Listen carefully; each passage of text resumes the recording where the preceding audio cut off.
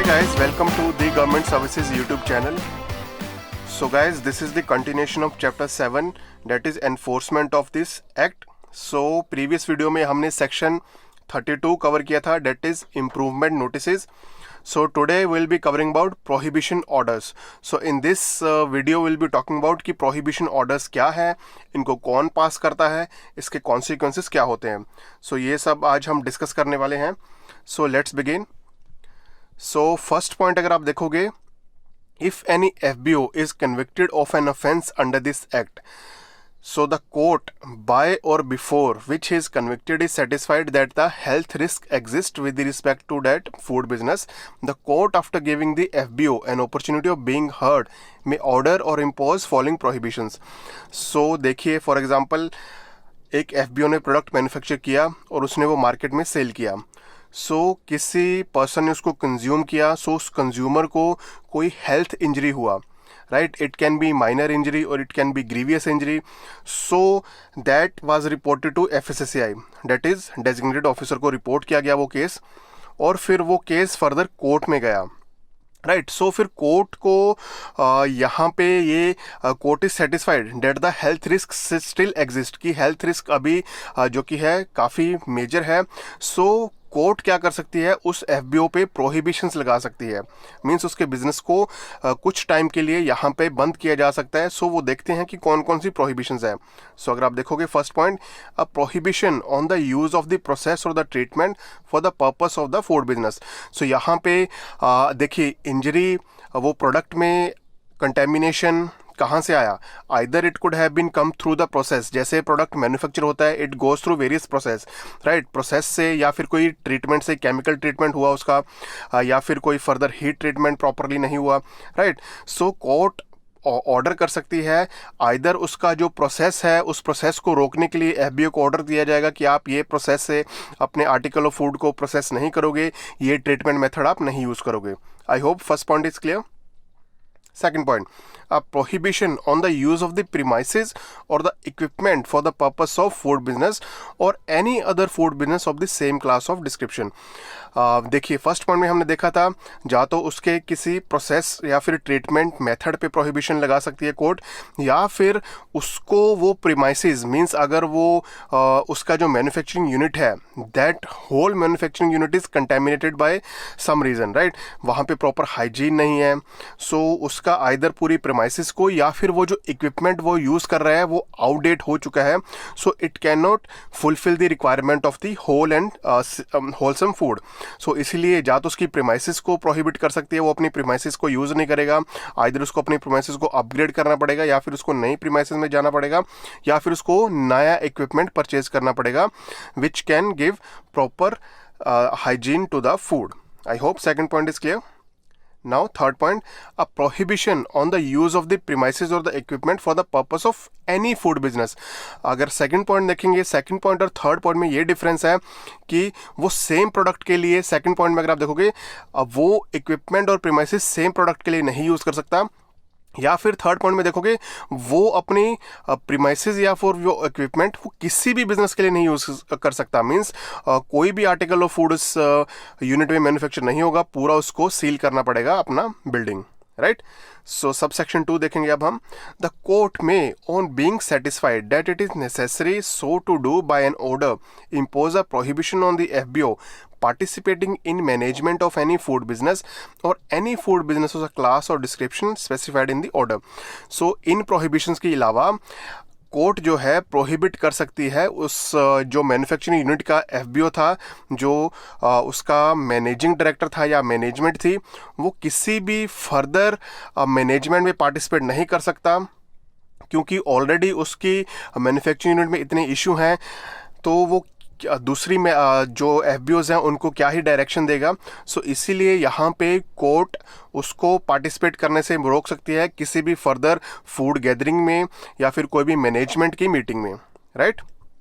So third point, as soon as practicable after the making of the order under subsection 1 और subsection 2, that is prohibition order, the food safety officer. So guys यहाँ पे जितने भी students food safety officer की preparation कर रहे हैं, ध्यान से सुनिए। प्रोहिबिशन ऑर्डर में फूड सेफ्टी ऑफिसर का बहुत बड़ा रोल है। देखिए थर्ड पॉइंट में क्या कहा गया है, जैसे ही कोर्ट ने प्रोहिबिशन ऑर्डर पास किया, मींस ना तो वो अपनी प्रीमाइसेस यूज़ कर सकता है, ना फिर अपना इक्विपमेंट यूज़ कर सकता है, ना ही कोई ट्रीटमेंट प्रोसेस यूज़ कर सकता है। That is subsection 1। और सबसेक्शन 2 में हमने देखा वो किसी भी मैनेजमेंट में पार्टिसिपेट नहीं कर सकता। सो इन दोनों कंडीशंस में फूड सेफ्टी ऑफिसर को, अगर आप ए पॉइंट देखोगे, serve a copy of the order on the FBO. So food safety officer को जाके कोर्ट की जो ऑफिशियल कॉपी रहेगी, कोर्ट की ये प्रोहिबिशन ऑर्डर रहेगा, वो जाके उस फूड बिजनेस ऑपरेटर को सर्व करना पड़ेगा, देना पड़ेगा। एंड बी पॉइंट और भी इंटरेस्टिंग है, in the case of an order under subsection 1, affix a copy of the order at a conspicuous place on the premises under the purpose of the food business, and any person who knowingly contravenes such an order shall be guilty of an offence and punishable with the fine that may extend up to 3 lakh।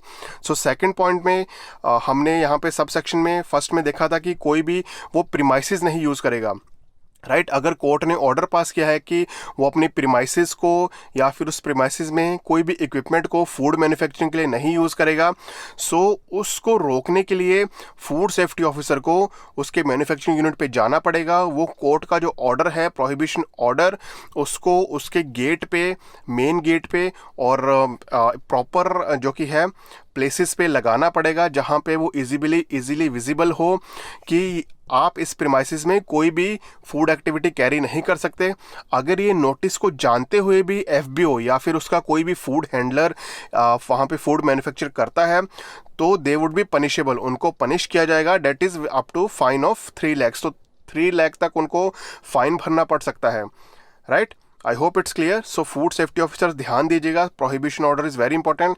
Food safety officer की main duty रहेगी यहाँ पे, एक तो order उसको सर्व करना, एक उसको ऑर्डर दे के आना और उसकी प्रीमाइसेस पे जाके उस ऑर्डर को पेस्ट करना, सो डैट वहाँ पे कोई भी फूड बिजनेस एक्टिविटी ना हो, राइट।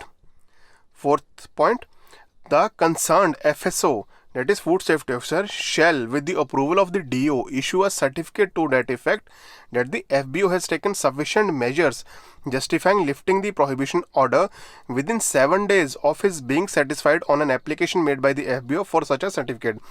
देखिए यहाँ पे प्रोहिबिशन ऑर्डर दिया, उसने अपनी मैन्युफैक्चरिंग बंद की, उसने अपनी प्रीमाइसेस को बंद किया, लेकिन देखिए बिजनेस तो पूरा बंद नहीं हो सकता, राइट। सो उस फूड बिजनेस ऑपरेटर को कुछ इम्प्रूवमेंट लानी पड़ेगी। फॉर एग्जांपल अगर उसके इक्विपमेंट में कोई इशू था तो उसको इक्विपमेंट नया लाना पड़ेगा, लेटेस्ट इक्विपमेंट लाना पड़ेगा। अगर उसकी प्रीमाइसेस में कोई इशू था, मींस प्रीमाइसेस में प्रॉपर हाइजीन नहीं थी, प्रीमाइसेस में प्रॉपर क्लीनिंग फैसिलिटीज़ नहीं थी, प्रॉपर वेस्ट डिस्पोजल फैसिलिटीज़ नहीं थी, सो उन फैसिलिटीज़ को इम्प्रूव करके वो अप्लाई करेगा एक सर्टिफिकेट के लिए, राइट। वो सर्टिफिकेट के लिए अप्लाई करेगा to the food safety officer. So food safety officer designated officer के अप्रूवल के बाद एक सर्टिफिकेट इशू करेगा कि yes this food business operator has taken measures to improve his premises. So अब वो दोबारा अपना बिजनेस कंटिन्यू कर सकता है। तो ये सर्टिफिकेट इशू होने के बाद ही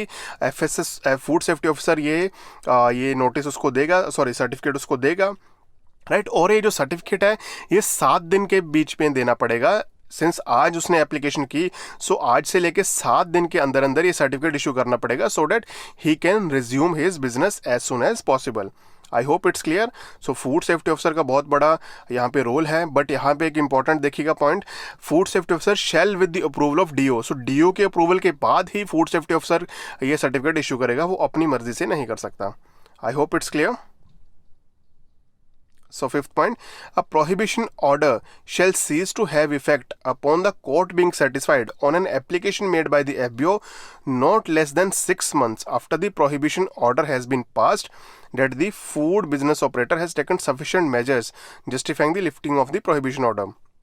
सो फिफ्थ पॉइंट में क्या है, prohibition order shall cease to have effect, means prohibition order जो कि नल और वॉइड हो जाएगा अगर 6 महीने के अंदर अंदर फूड बिजनेस ऑपरेटर ये एप्लीकेशन फाइल करता है, एज ए टोल्ड यू कि सर्टिफिकेट देना पड़ेगा फूड सेफ्टी ऑफिसर को, और उसको यहाँ पे एक कोर्ट से भी प्रोहिबिशन ऑर्डर को हटाने के लिए एप्लीकेशन देना पड़ेगा, और वो 6 महीने से 6 महीने के बाद ही देना पड़ेगा। Means FBO not less than 6 months, मतलब 6 महीने के बाद ही वो ये एप्लीकेशन कोर्ट को फाइल कर सकता है कि yes I have improve my premises, so please ये प्रोहिबिशन ऑर्डर आप वापस ले लीजिए।